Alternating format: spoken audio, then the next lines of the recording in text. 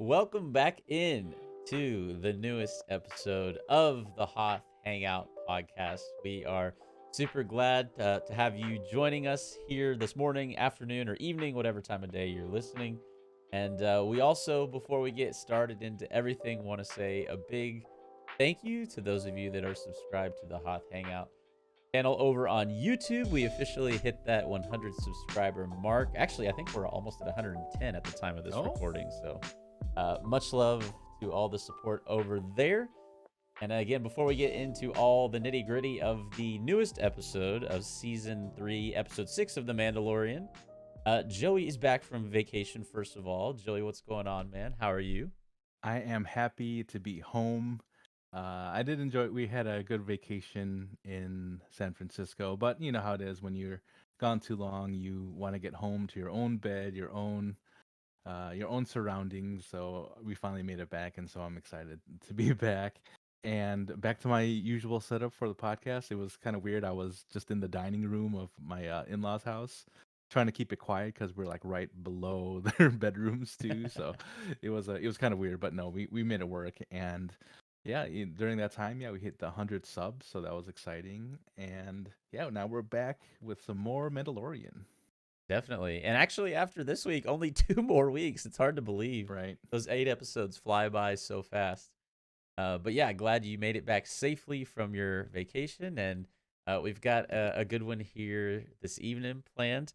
I want to again say thank you to those of you that listen to us on Spotify or Apple. That's where you're able to catch the Hoth Hangout podcast. And if you want to, of course, catch the video version, that's available on the Hoth Hangout podcast YouTube channel.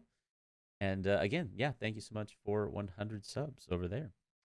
So, it's hard to know where to start with this week's episode of The Mandalorian. I don't know if you want to dive right in or if we want to maybe give our overall thoughts on. For me personally, the episode ended, and I don't think I disliked it as much as a lot of people will probably not like this episode. Um, you know when you finish an episode of a show and you can have a pretty good. I feel like we're both pretty good at this. Like we have a general sentiment of not only how we feel about the episode, but also just how the general public will respond to the episode. I This episode ended, and immediately I thought people are not going to like this one. Because it suffers from the same problem that we had with some of the earlier Bad Batch episodes this season, in that it felt like a giant side quest. At least in my perception. I don't know. You might have felt differently, but really the crux of this episode, the stuff that kind of pertains to the story of the season and like the culture of Mandalore and this whole, building of the Mandalorian themes of this season, which have been going kind of slowly up to this point. They don't really exist until like the last 10 minutes of the episode. Not to say the rest of the episode wasn't cool, and we'll get to a lot of the cool cameos, of course, in the episode.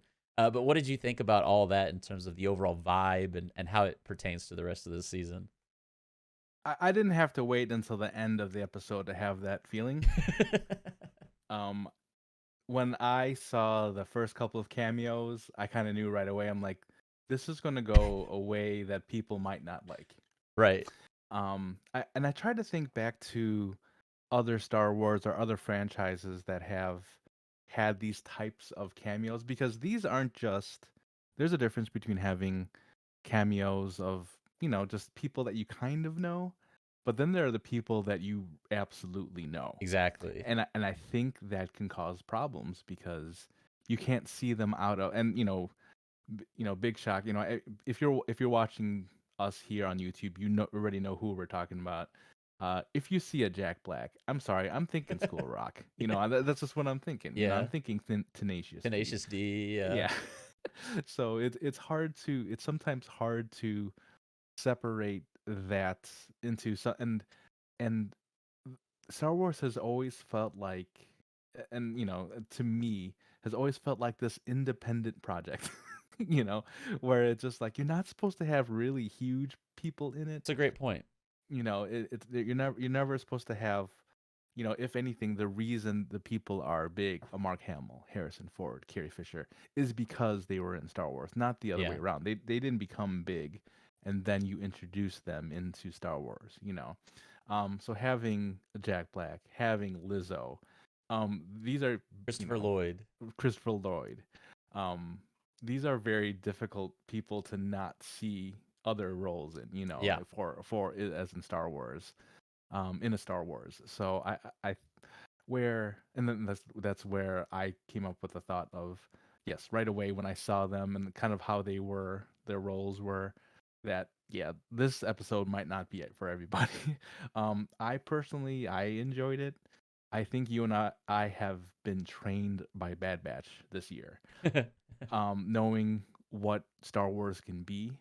Sometimes it can just be fun. There's nothing wrong with that. And when you take that angle, when you start looking at it from that lens, I think this is a much more enjoyable episode, as opposed to what you want to know the nitty gritty of the Mandalorians and what's going to happen with Grogu and this storyline and that plot line. If you go away from that, you can just sit here and just enjoy this episode, which I did. hmm Yeah, I don't think there was anything other than the fact that it felt like a side quest. I don't think there was anything inherently not interesting about the episode. But to kind of speak to the guest appearances, so to speak, uh, these characters. I mean, especially Jack Black, because like he is such a presence when he's on the screen. Yes. This is why I think Jack Black for the rest of his career, and probably the past 10 years, it has been the same way, or basically since the release of School of Rock. I think he struggles not because he's not a good actor, but he's just like so who he is that every time you see him on screen, you're like, I'm not taking that guy seriously. You know what I mean? Right. Which is He was, why I think and he was in the Empire, right? That's kind of what his roots were. So right, which is so I want funny. I want Yeah. to see that backstory. Yeah, yeah. Give us a spin-off show, Jack Black, and like his, how he's running things in the Imperial set of in the Imperial suit or whatever. Um, but no, he's just such a larger than life personality that that it's just hard to take him seriously in any role. This is why I think he's going to do really well in animated roles for the rest of his career. Hmm. Kind of the Super Mario Bros, which it's coming around. It's coming I out think it's around the out. time. Yeah, it I think might it's already out be now. out by now. I need to go see that, by the way. Me too. For those that don't know, he plays Bowser in the Super Mario Bros movie, and so like that fits to me. I can see him in that role because I think largely because it's animated, and just like seeing him visibly like in live action. Again, he's such a presence that it's so hard to take the role seriously. Even his role in this episode was like I feel like it was written as a serious role. And then they're like, what if we cast Jack Black in it and it has kind of a comedic tone to it? Right. And so it did kind of come across that way. And I thought Lizzo was pretty good. I had never seen her act in anything Same. before. For a first time performance, I didn't have any glaring issues with it. I just kind of felt like my feelings toward the whole, well, not maybe when we first met them, but towards the end of that arc of the episode, on the what is it, Plaisir 15, the name of this planet. My feelings toward the whole portion of the episode were so kind of that by the end of the arc, I was kind of like, okay, this was like fun having them, but Right. it didn't do a whole lot for me, I guess. Right. The Christopher Lloyd one was interesting to me too. By the way, do you know what this whole episode felt like to me? Scooby Doo. Yes, yes. It was I was waiting for Christopher Lloyd to say, and I would have and I gotten away would've with got it away with if it. it weren't for those meddling Mandalorians. The whole episode felt like a Scooby. Like it was like, okay, here's what we need to do. Let's trace the steps. Let's Mhm. go to the Ugnaughts.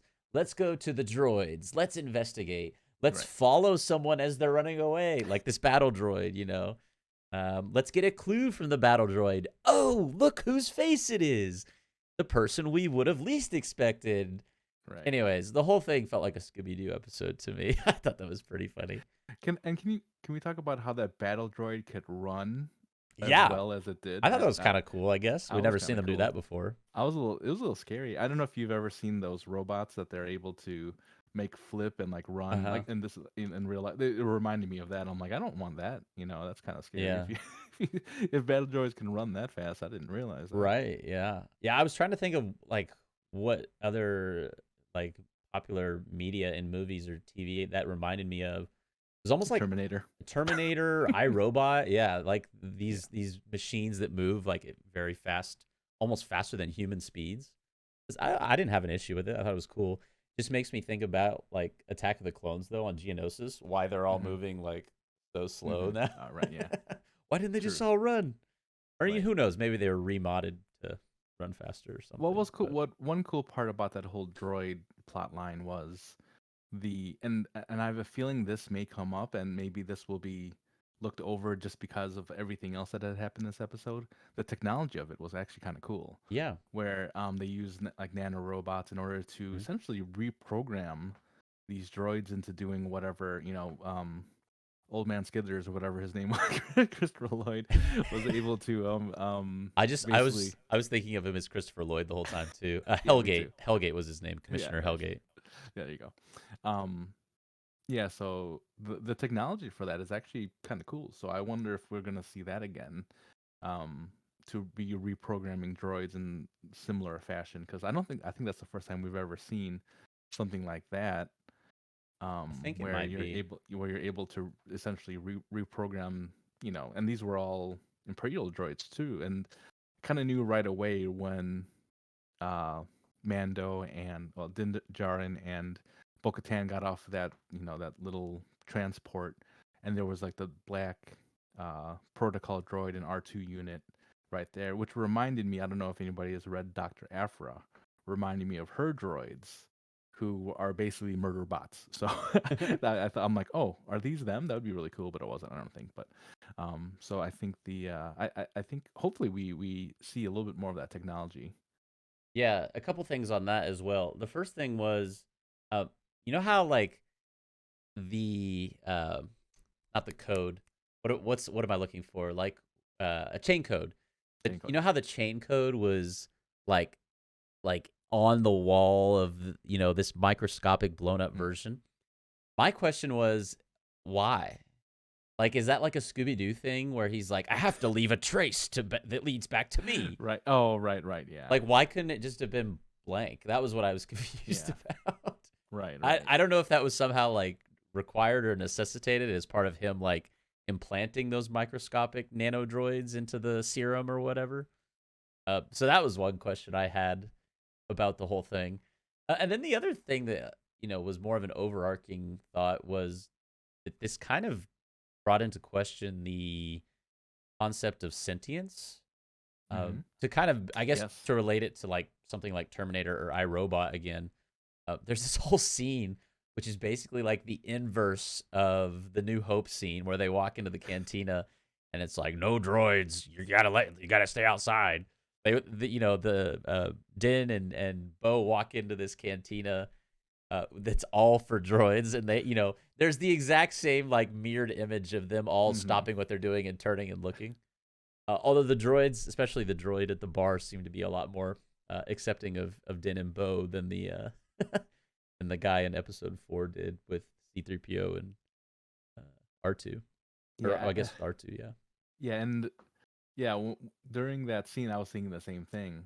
I mean, even the way that the bartender droid was really talking, Hmm. he was saying like, oh, this is kind of how we feel. I'm like, whoa, whoa, whoa, that, like, what do you mean? Like, Yeah. you're droids. You don't feel. You don't have, But yeah, maybe there's something to that. I don't know, cause you know, with droids, they always have like a personality to them, right? Right. So it kind of makes sense that the whole sentient question will come up at some point, like because I think of ones like K2SO, or I think of what was Lando's droid, the one for the Millennium Falcon, was it L7 or something like that? I can't Oh remember yeah, her I don't name, remember.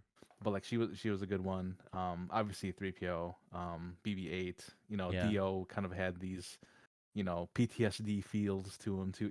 So I mean, there's definitely more questions to be asked about droids and how much they really know what's going on. Yeah, I mean, even in the Clone Wars, like the battle droids, even though like Hmm. a lot of it is silly, they're like, oh no, like they cut my arm off with a lightsaber. Blah. They're in their that weird Right. squeaky high voice. But I think this episode brought it into question in a way that we've never sort of addressed before. Maybe K2SO was probably the best example of that up to this point. When he when they lose him, but um, yeah, I thought that was interesting because I didn't expect that to come from this episode. If anything, that might have been my favorite kind of poking and prodding of Star Wars concepts with the episode. Hmm. That outside of the last 10 minutes. Um, but then of course the other cool part of this episode was the Christopher Lloyd reveal.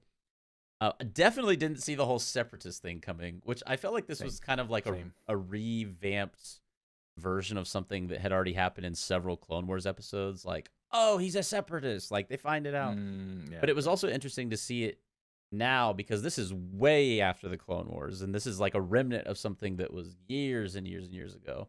He even cites Count Dooku as a visionary. I Hmm. think was the word he used. So I don't know. It was interesting. I didn't have any issues with it, but I think they are trying to. I think they're setting us up for some more Count Dooku stuff because the amount of Dooku references we've had in Bad Batch. Remember that first episode in Bad mm-hmm. Batch? Now here, obviously we had Tales of the Jedi. We had the audiobook. I feel we're just gonna. I think Count Dooku is gonna be around for a little while now. More content with it, and I'm not mad about it, but it's interesting that his name just keeps coming up.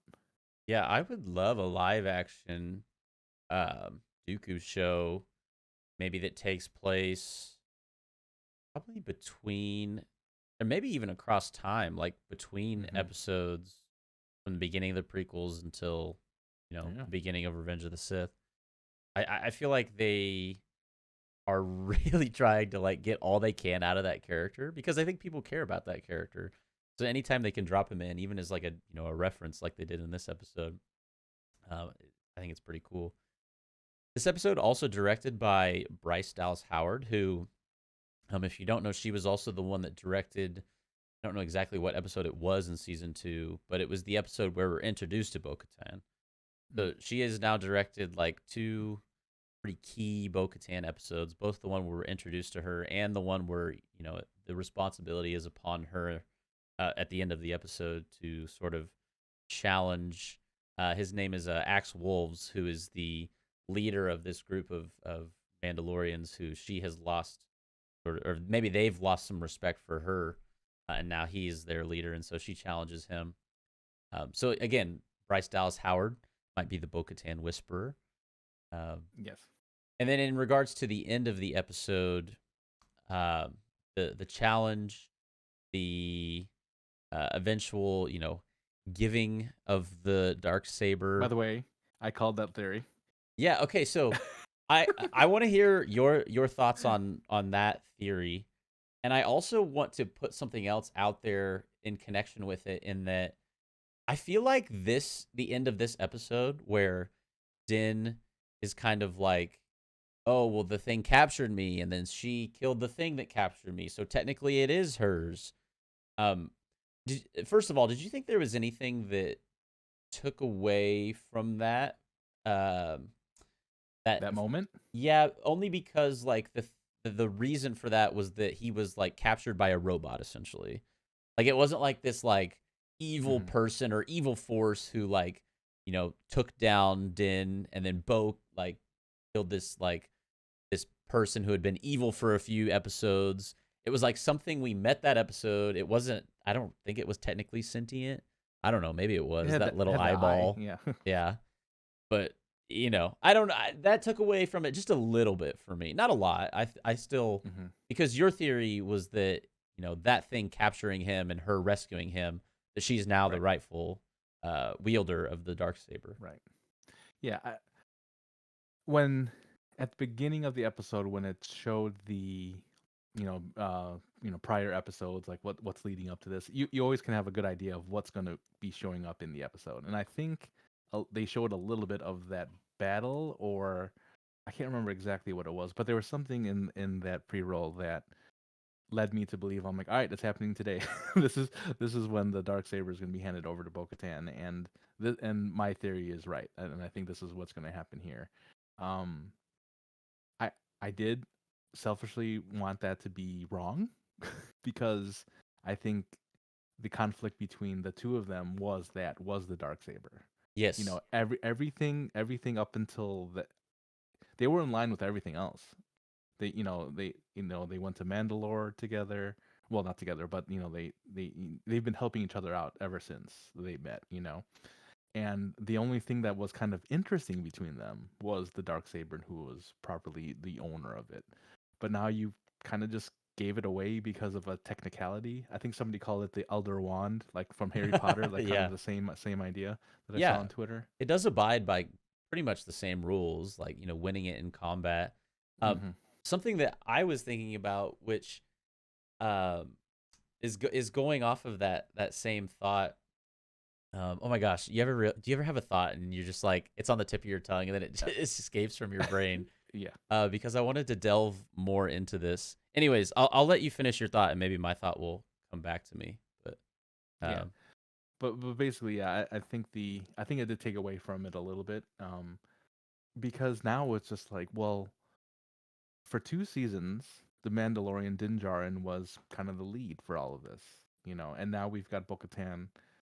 I mean, it's hard to argue that she's not the one. She's the chosen one mhm. for this season. Again, not upset with it at all. But now, where does Din really fall in? Right, Why am I caring about Din other than he is like the dad of Grogu? right. you know, and that I mean, that's his only role here. And so I can see how people would. Again, I'm fine with it because I love Bo-Katan. There's a lot of history with Clone Wars and everything like that. But I can see if people were really bought into this series, to only get kind of the bait and switch here. Now, okay, basically Bo-Katan's your hero, so we're Yeah, following her around. And even throughout this episode, you could see Bo-Katan kind of giving Din the look, like when he was trying to scare the droid with the taser or whatever, and she was like, let's not do that, yeah. so what did we talk about, so I think I could see how some people may not like this episode because this is the end of Din Djarin from as we know him right now, because it just what more, that was like his only like thing was the dark saber at this point. Mhm. But now he's just any other Mandalorian. I have a theory. I remember what I was gonna say based off of what you were saying.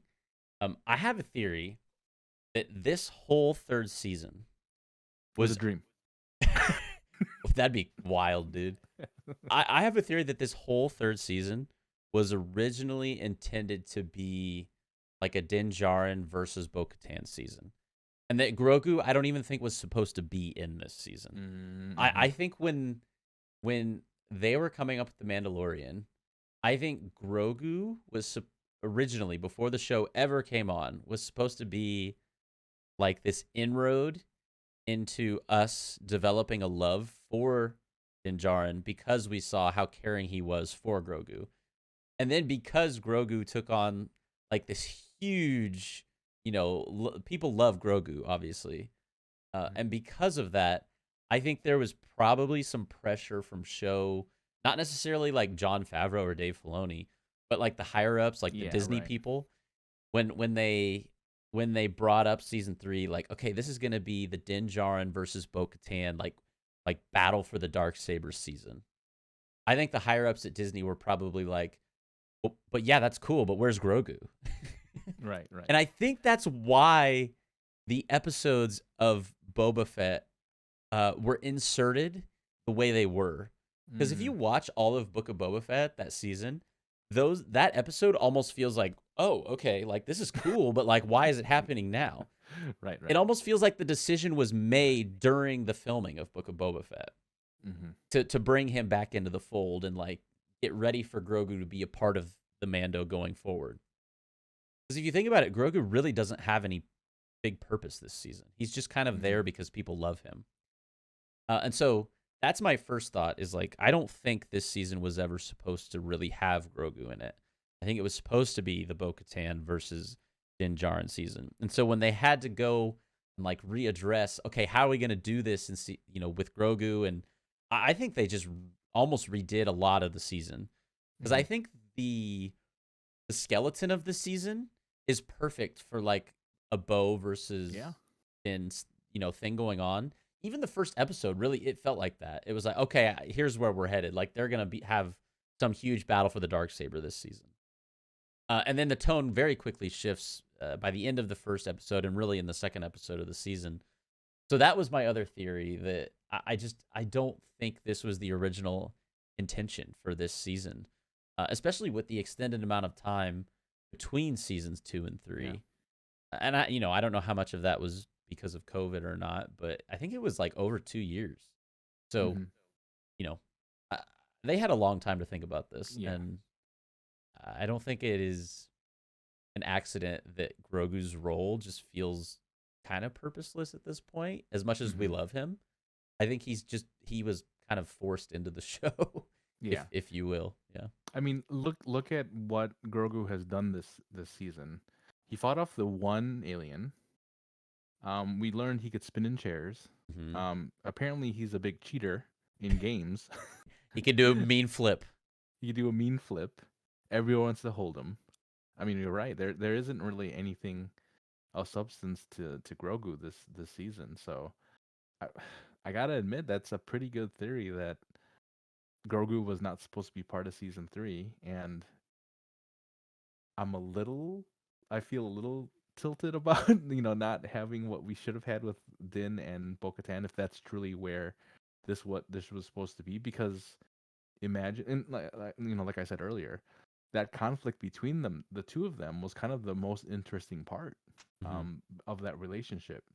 Now you take that, now, and again, and I said this about the last episode when Bo-Katan was leading, the Mandalorians on the battle against the pirates, how it kind of everything just worked out just perfectly. Here's another example of that happening. Bo-Katan, challenging Axe Wolves and taking them out, and then right after getting the dark saber. I mean, it's a little too clean. It's a little too clean for me.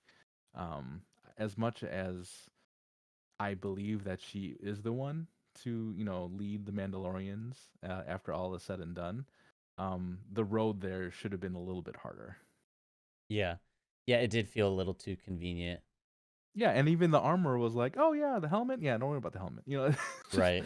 just like everyone's just completely okay with it. And like I said, I think she deserves the role, but I wish they gave a little bit more. And maybe I'm missing something where maybe it was a little bit more difficult. But I mean, for the most part, you know, she went to Mandalore with Din, Hmm. and then she happened to be in the waters with him, and then they're like, oh yeah, you're one of us again. And it goes back to what we were saying earlier. Is this what she wants? Does she want, you know, does she want to be a part of? And this was back when it was just the armor and them and Hmm. Paz and all them. Does she want to be leading them? I don't know. But now that she has the ability to lead all of them, all the Mandalore, okay, now I can see the how she wants to have that title back. Yeah. You know what I feel like The Mandalorian needs? Like the show The Mandalorian, not Din Djarin himself, but I feel like we need like season 1.5s, 2.5s, and 3.5s, where they give us like 3 or 4 episodes where it's just backstory. And that way it doesn't, you don't necessarily need it if you're not like, if you're like a casual fan, you don't have to watch it. But where if you're an invested fan in Star Wars, like I would love some Bo Katan backstory stuff because the motivations for her are still like, okay, I get, yeah. I mean, Mm-hmm. I guess that makes sense why she would want it, but you don't feel like passionate about Mm-hmm. the reasoning behind it. A lot of the motivations of the characters this season feel kind of rushed, or not even Right. necessarily rushed, just like kind of out of thin air. It's like, oh, okay, I guess Din like wants to be like part of the Mandalorians again. It's like, okay. Right. Um, just stuff like that. So I wish they'd give us some backstory more here and there, whether that's in the form of like a half season episodes. That was kind of Right. just in jest, but if they ever Right. did something like that, that'd be pretty neat. And what's cool about Star Wars now, where it's at, is that they have the ability to create that kind of content. It might not be like a full season.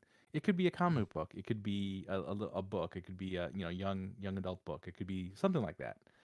And we can get that stuff now. Whereas back in the 80s, the 90s, Yeah. no, that you had 3 movies, whatever. Yep. You had 6 movies, and well, I guess you did have what's now considered Legends or EU, um, but I think but now that that's all gone, that we know. I don't want to upset anybody. I'm sorry about that, but um, but yeah, but we do have the ability to. They have the ability to create those stories, bridge those gaps a little bit if they really wanted to, and especially the animated. I mean, we've been talking about it every single time. The animated series that they've come out with, Hmm. for the most part, have all been hits. They've all been something that Yeah. must watch Star Wars content, and hopefully, it would be if they wanted to, they could also use that medium as well. Yeah. Yeah. I would even take it a step further and argue that they've been better than the live Hmm. action stuff on average. Sure, there's things that like obviously the end of season 2 of Mando is like chef's kiss, like that Yeah. was so cool sort of moments. Um, but you tend to have kind of just I don't know. I have a little bit of apathy towards the third season. Like I'm like Yeah. I'm super excited to be watching, but however, and maybe I shouldn't say, animated shows on the whole just tend to be better because I don't know if that's necessarily true. Hmm. But like, there was not an episode of Tales of the Jedi that missed. Yeah. Um, Right. while there might have been a few of Bad Batch that did, I feel like just the sheer amount of a show that you're given in animated form allows you to world build in a way where Hmm. characters don't feel rushed. You can adequately complete a storyline in a way that feels very satisfying and and deserving to the characters who they built. And not to say that not to say that that's always true in live action, because I feel like the progression of Din Djarin's character has been Yeah. pretty good over the 3 seasons. It's just this third season where I'm kind of like, okay, yeah, there's some stuff where I'm like, I guess that Right. could be a motivation, but seems rushed or I don't know. And I think the length of the season does matter as well. Eight Yeah, episodes isn't a lot. So as consumers, as people watching it, you want them to be action packed. You want them to move the story along. What do we have? 2 episodes left. yeah, only two. So if in so we're what 6 8, so we're 75% through the season. Am I happy with what I've seen in 75% of this season? I'm gonna say no. I'm gonna say this isn't exactly where I hoped it would be. Um, well, is it though? I mean, Well, it's just like what have we really accomplished in the overall scheme of the show? I would say the only thing that the show has added on to the overall scope of everything is that we now kind of understand that the purpose is very much centered around the Mandalorians and the uniting of the Mandalorians. There's this group of very, I guess, zealous. If I was to use the word of Axe Wolves, who mhm, described Din Djarin as a zealot, this zealous group of Mandalorians who are like the old ways, and then sort of these privateer Mandalorians who I guess now are almost being united all under Bo-Katan, and that's kind of the story of the season. mhm, We know Moff Gideon is lurking somewhere in the background, assumingly. But other than that, like they've taken 6 episodes to basically say we're trying to unite Mandalorians, and I mean we've been to Mandalore, but not as a collective with all of them. mhm. Or so maybe that won't even happen in the next two Yeah, episodes. Who right. who knows? I mean, next episode is I would think they'll probably have the two groups Right. commingling with one another. I hope that's not the whole episode. I would like to get to see Mandalore next episode if we can, but I worry that like nothing. truly significant is going to happen before the end of this season. Mm-hmm. Yeah, and I'm thinking about what how we approached Bad Batch, and watching that. Does everybody make it out of the season? That was the one thing that really took the finale over the top, was the loss of Tech. Yeah. Do we lose somebody here? I have a thought on that though. Like, as long as it's not Grogu, Din, or Bo, like, would I Yeah, care? right. It's true. Honestly, because outside of those three characters, who else in this show, if we lost them, would be like, oh my gosh, I can't believe they're gone. You know what I mean? Like the Hmm. armor. Like, I wouldn't Yeah. care that much, honestly, if I'm Yeah, being right. Like real. Like, Paz Vizsla, yeah, actuals. like, like okay, that's kind of sad, but Right. Yeah. I mean, I like Din, Bo, and Grogu. 99% are both going to make it to the end of the season. Right. So Right. I don't foresee us, the death of a character in the next two episodes that will significantly emotionally impact the audience watching it. Right. Which is also a reason I think Bad Batch has an edge. Season 2 of Bad Batch has an edge over season 3 of The Mandalorian because Right. it was able to make us care in a way that I don't think a lot of us understood we cared about those characters. If we can go back, whatever, 17 weeks, and tell ourselves that we were going to care more I know, about right? Bad Batch Yeah, than season 2 of Bad Batch over season 3 of Mandalorian, those us would laugh at the us not right now. right. But I guess that's what's great about the animated stuff, like you said, like because there was so many characters. I mean, that you had to kind of follow. Hmm. Um, and they've done a really good job over the time to really make you really care about them, and even bring back some older faces like a Rex, like a Cody, Hmm. and made it even better. But and I think I mentioned this last week, where I said, if they bring in new people now, I'm not gonna care about it as much. But I didn't realize it was gonna be Jack Black and Lizzo or Christopher Lloyd. Um, but like I said, if this season was maybe 10 episodes, I wouldn't feel such an urgency to, like, let's move this along, because in reality, I needed just the last, what, 5-10 minutes of this episode, right? Right. That's what we kind of really needed, to move any of the storyline along. But like you said, the first, what was it, 30-35 minutes Yeah, or at whatever it least was, half an hour. Yeah. yeah, was all this side quest of trying to, and right when Jack Black's character, Captain, was it Bombardier, I think, and the Yeah, yeah. Duchess, when they said, "Oh, well, we're having this problem," I'm like, "Oh my god." I was like, Here we "Okay." go. But I will say, I always do, as much as annoying and squeaky those battle droids were, like, the B1, or the B1 series droids Uh-huh. were, like, in the Clone Wars. It kind of feels like home whenever you actually hear them. Oh You're just yeah, like I would agree. oh, I'm like, "Oh yeah, this is cool." Like, Roger, you just remember all of that, and so it gives you the feels again. So and that's why I could say, although maybe it wasn't like their best episode, I enjoyed it for what it was. I enjoyed the entertainment side of it. I thought the planet was really pretty. I thought Yeah. having all the aliens there was kind of cool. I thought the whole concept of, and we didn't even touch on this, the whole concept of just being so reliant on technology, Hmm. on droids, on internet. That's probably speaking to the masses of all of us, where we're a little too dependent on computers, on our phones, and things like that. So I thought that was a nice little addition to the episode. A little commentary for, and Star Wars is always going to throw those little jabs at us to be like, oh yeah, this is kind of what's going on right now. Maybe it's not exactly what we expected from our Star Wars, but when you notice it and you realize it, you look in the mirror and say, oh, that's kind of us right now. Yeah. Yeah. Oh, I know something else I wanted to mention.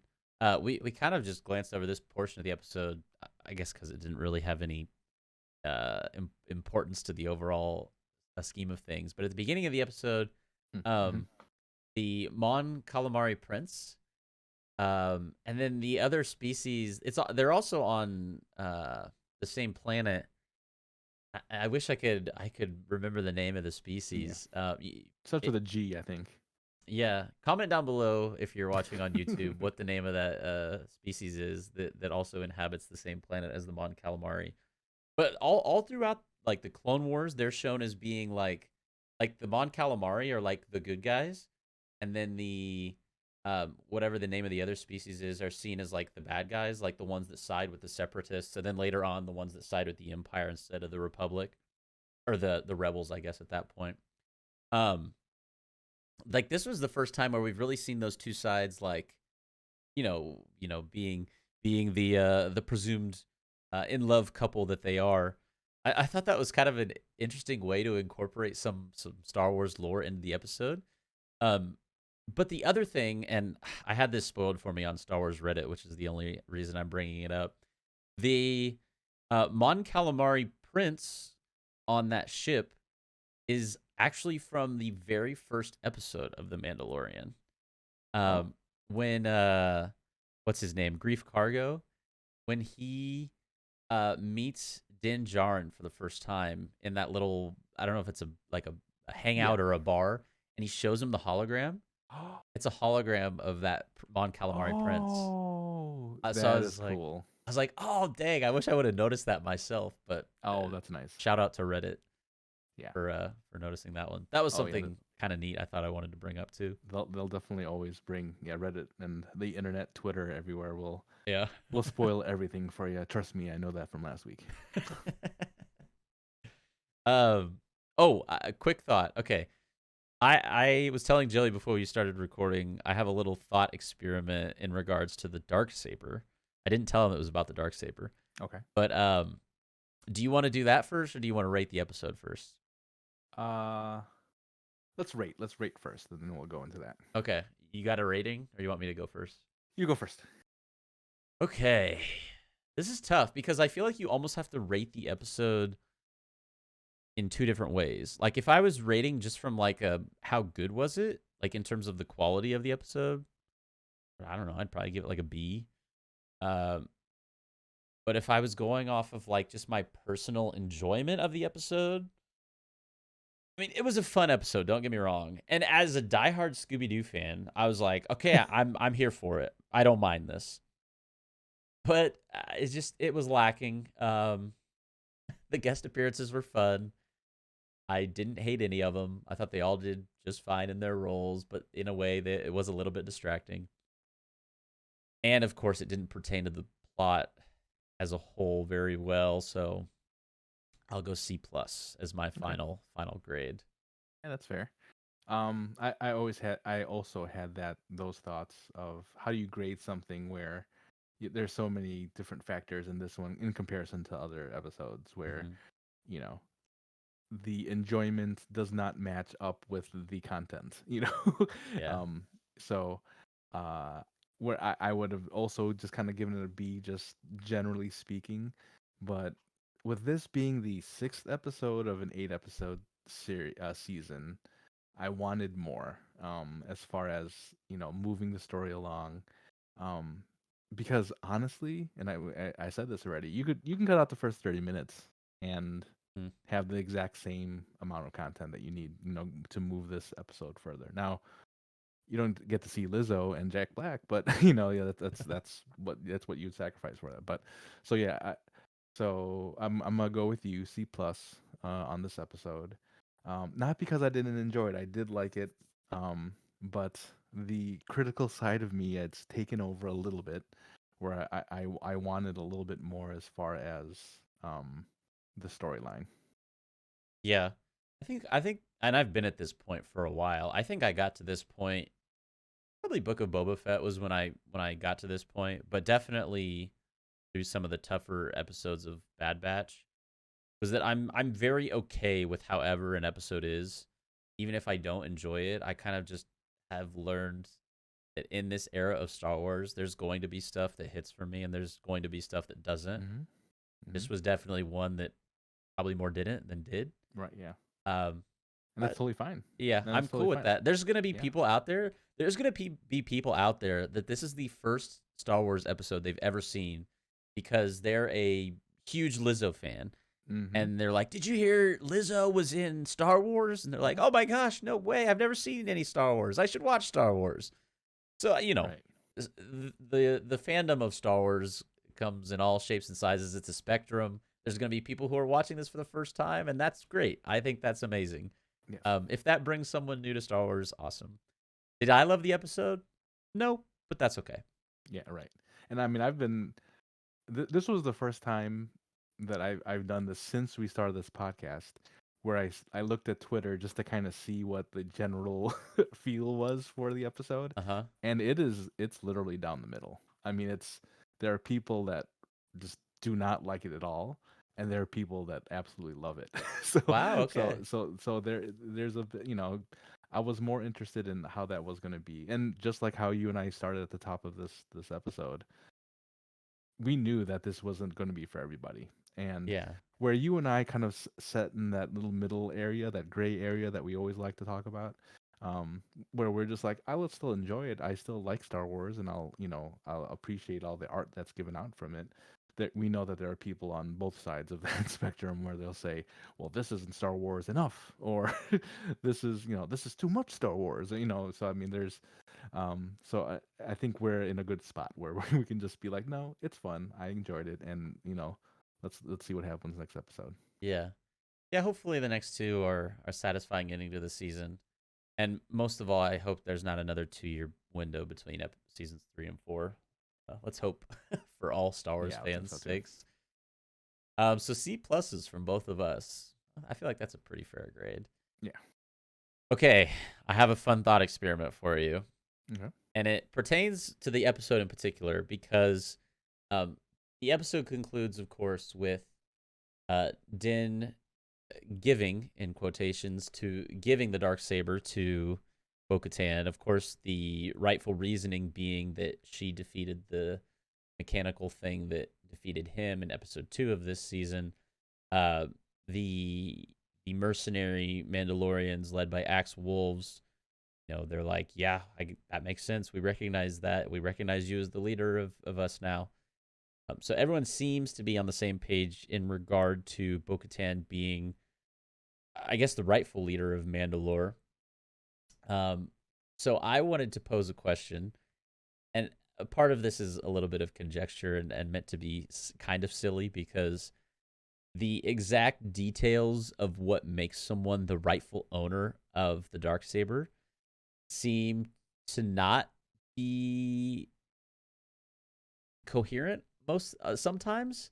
Mm-hmm. And I'll go back all the way, I guess. So um Bo-Katan receives the Darksaber as a gift from uh uh Sabine in Rebels, right? Right. Yes. Yes. Yes. So if we are to assume that the rules of the Darksaber require battling someone else in single combat, that would mean that Bo was never the rightful owner, and would also mean that however Moff Gideon acquired it from Bo means that he was never the rightful owner, meaning Din Djarin was never the rightful owner, which would also mean Bo is now not the rightful owner. So that was something I started thinking about, right? So the way that Sabine gets the Darksaber, she steals it from Maul, does not win it from Maul. Right. So technically, the Darksaber was still Maul's, right? Now, I did some research. Oh my gosh. You don't have to have the Darksaber in your physical possession or even use it in that single combat uh, for it to be won by the other person, Oh my right? god, I know where you're going. So there's 3 different lines of thought, actually. Okay. Okay. One line of thought is that so in the Clone Wars, Maul defeats Pre Vizsla, wins the Darksaber in single combat. He challenges him, wins it fair and square. Maul is the rightful ruler of Mandalore according to Mandalorian customs at that point. So, Maul is defeated in combat by before the end of his life by 3 different people. And so I'm going to explore 3 different lines of Okay. thought that all ironically end the same. And we'll get to that point in a second. Very enticing. Yes. So The first line of thought, the first person who Maul faces, or who I should say loses to in combat after winning the Darksaber from Pre Vizsla, is Sidious. When Sidious confronts Maul and Savage Mm-hmm. in combat, right? Maul actually does use the Darksaber in this and loses to Sidious. Even though he doesn't kill him, he does lose to him in combat. So, Sidious, we Okay. can assume after that point, if we want to assume him as the rightful heir or the rightful ruler of Mandalore, we can assume he doesn't lose in combat until Return of the Jedi, when who defeats him? Darth Vader. So it is also within Mandalorian custom that if someone dies being the rightful ruler of Mandalore and is in possession, not physical possession, but ownership, I should say, of the Darksaber, then they then pass it on to their eldest born, which in this case would be Luke. So according to that line of thought, Luke is the rightful ruler of Mandalore. Right. Okay. Did you follow me on that one? I got it, yes. Okay. The counter argument to that one is that because Sidious did not challenge Maul to single combat, and it was technically him versus Savage and Maul, that this is not within the rightful rules of a Mandalorian challenge in order to inherit the Darksaber upon winning the fight. So put that aside and say that doesn't count, right? Okay. The next person Maul loses to in combat is in the newest season of the Clone Wars when Ahsoka defeats him. Okay, right? So that would mean that upon defeating him, Ahsoka is then the rightful owner of the Darksaber. And you'd probably say, well, okay, that makes her the rightful ruler of Mandalore. But in the Twilight of Apprentice, I feel like I'm going such down a rabbit hole right here, so I'm sorry. No, but in a Twilight of an Apprentice episode of Rebels, she does technically lose, even though Ezra helps her evade. She does technically lose the battle to who? Vader. Darth Vader, who was never, we can assume, bested in combat after that point, died, and then would pass along the Darksaber to who? To Luke. Right, so in that scenario, Luke is the rightful ruler of Mandalore. If we want to assume Darth Vader did not lose a combat fight after Ahsoka. Right. So, the third route is that Maul losing to Kenobi in the desert of Tatooine makes Kenobi the rightful ruler of Mandalore. True. And I don't know if that one would technically end in Luke or not. But anyways. Wait, so Kenobi, doesn't he get defeated by Vader? Oh yes, that was what I was. Okay, that's how it all connected. Thank you. Okay, I was thinking like, wait, how did this one end in Luke when I was thinking of it? You're exactly right. So in episode 4, of course, Vader defeats Kenobi.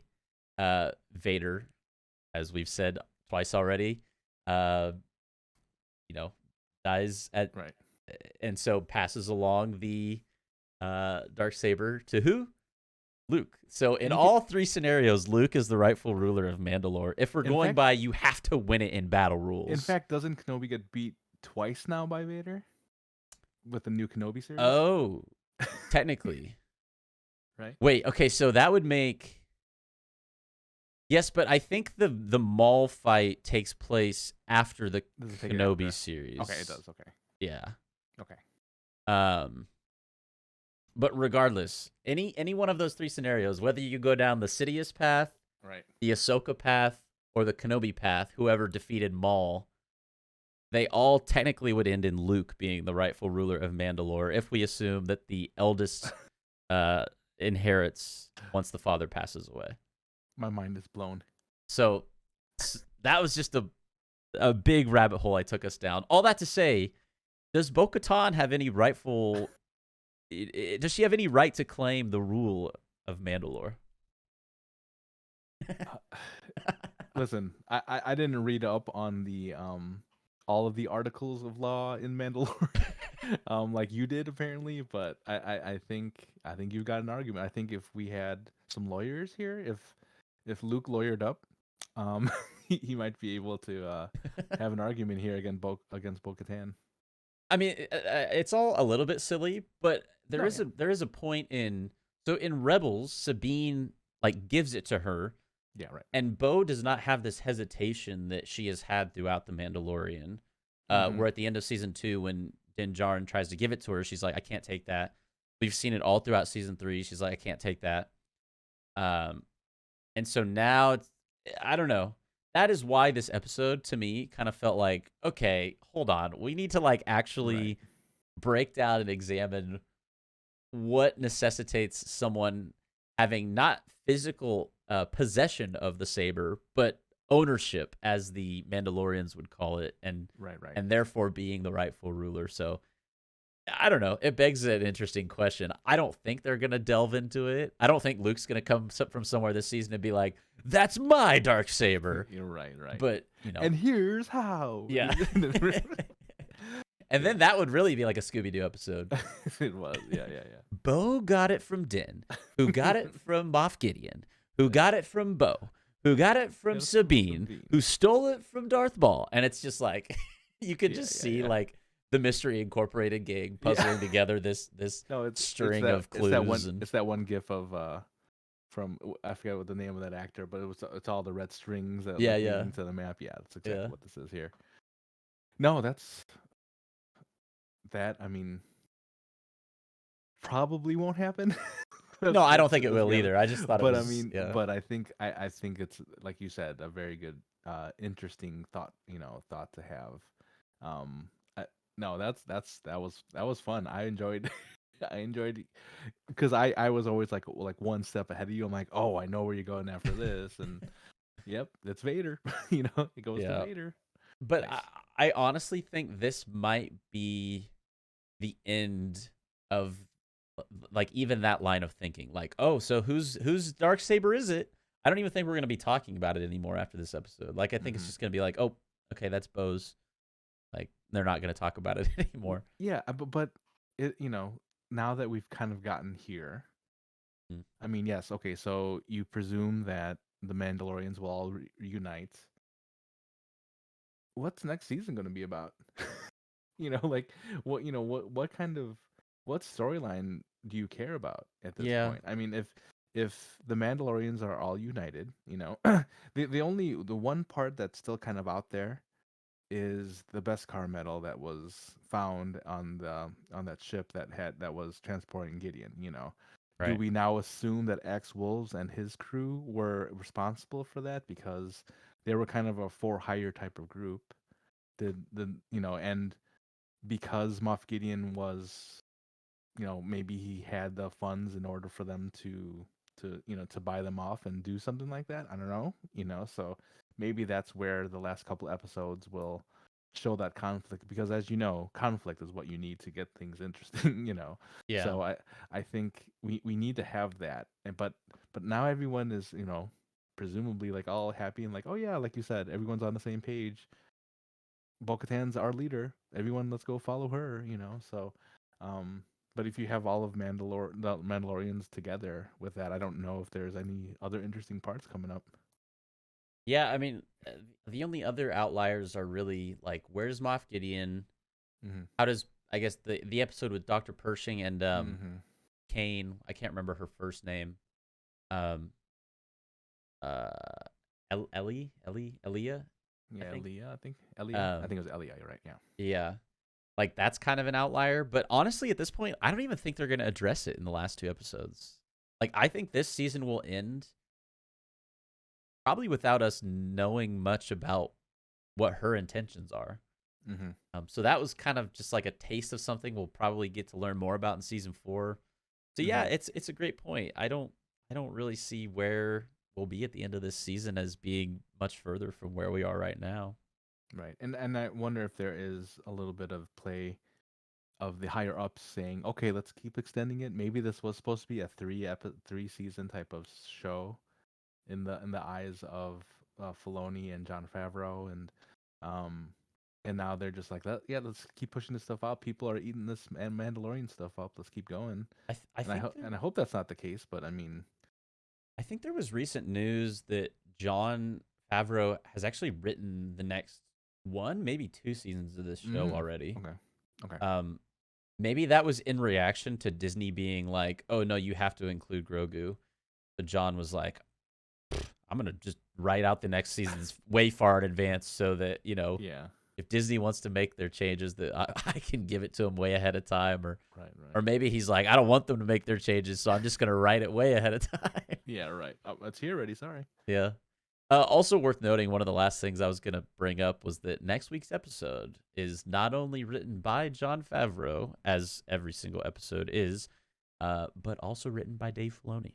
So this is one of 2 episodes this season, the other being episode 4, I believe, The Foundling, that was written not only by Jon, but also by Dave. All right, so theory time.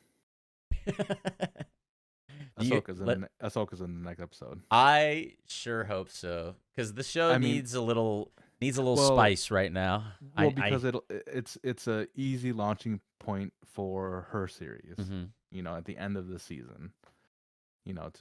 So I think that would be perfect. Which, by the way, I don't think we have an official date for yet. Also, we wanted to mention, and I failed to bring it up at the beginning of the podcast, that Star Wars Celebration is this coming weekend, and so have fun, everyone. Maybe, yeah, we wish we were there. This will probably be our last episode without us knowing the release date of Ahsoka, which is exciting as well. I hope so. Hopefully, we have that info next week. Can you imagine if they're like May 4th? Oh man! Speaking of May 4th, we do get Visions season 2. There was one other thing, or maybe 2. Jedi, wasn't that the Jedi Academy or whatever? The kids show one. Yeah. Yeah. That's what it was. And of course, the new game's coming up April 28th. Yep. Jedi Survivor in what is that? 3 weeks? A little less than 4 weeks. So lots of exciting stuff on the horizon. Also, thanks for bearing with my prolonged thought experiment. Listen, I've had so many conversations with Star Wars friends and fans that was nothing. I said it was going to be 3 to 5 minutes, and I think it was more like 10. But that's fine. Okay. No, and that's I was gonna say we can make that into a YouTube short, but there was nothing short about it. So yeah. Hey, maybe we might try to work some editing magic or something on it. Any more thoughts on Mando or anything in regards to what we discussed today before we sign off? Like we said, I can't believe we've got 2 more episodes of this. From a podcast standpoint, I'm excited to get past the Mandalorian, because then we can kind of just start thinking about things that you and I can just talk about. I had a lot of fun in January, when we were just coming up with our own ideas. Yeah. To talk about and just discuss. But I think we've delved into a little bit more of the news stuff, the Star Wars Celebration, releases of books and all that stuff. We've incorporated that into episodes now. But no, I'm excited not only for the end of the episodes of Mandalorian, but to see what we're going to do afterwards. Yeah, definitely. And if anyone is listening, whether you're on Spotify, Apple, or if you're watching on YouTube, we do have those older episodes we did in January, where we covered stuff like the original Clone Wars show, the Star Wars, what was it called, the 70s, the holiday special. Yeah, holiday special. It was special. Definitely special. Yeah, it was special. All right. So if you're interested in checking out our reactions to those are still available and up to watch on the Hoth Hangout YouTube channel. Well, we appreciate each and every one of you listening so very much. Again, Star Wars Celebration this weekend. Lots of exciting stuff there. Jedi Survivor, Star Wars Visions Season 2. Lots of upcoming stuff to be extremely excited about. And let's hope these last 2 weeks of Mandalorian are great stuff. Hopefully, next week's episode also co-written by Dave. Hopefully that's going to be great. I will die if Ahsoka's in the episode. I'll be so happy. But we'll be here covering both that episode and the one the following week. Super stoked for both of those. Remember, you can always tweet at us at Hoth Hangout. Definitely hit us with a follow over there on the Twitterverse. Or you can always email us, hothhangout@gmail.com, with any thoughts or questions you may have, Star Wars related or otherwise. Thank you so very much again for 100 subscribers here on YouTube. If you're watching the video version of the podcast, we very much appreciate you. And any last thoughts, Joey? Jack Black was in Star Wars. Jack Black is now officially a part of the Star Wars universe. Well, we love and appreciate each and every single one of you. Have a fantastic rest of your day. We'll see you in the next one, and may the Force be with you.